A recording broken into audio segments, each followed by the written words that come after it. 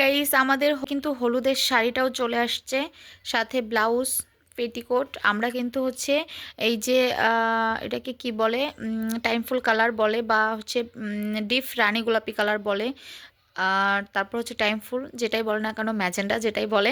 তো আমরা হলুদের সাথে এটাই কিন্তু মানে কালার চুজ করেছি।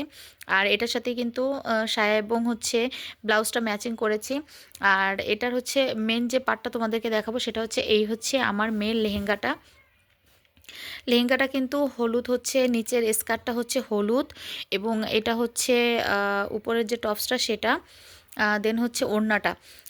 সব কিছুই কিন্তু আমরা আমাদের মানে ম্যাচিং রেখে করার চেষ্টা করছি। আর ছেলেদের যে পাঞ্জাবিগুলো, সেটাও কিন্তু পাঞ্জাবিটা পুরো হলুদ বডিটা, আর হচ্ছে উপরের কটিটা কিন্তু এই মানে কি কালার বলে এটাকে, টাইমফুল কালার, এই টাইমফুল কালার ছিল, ঠিক আছে।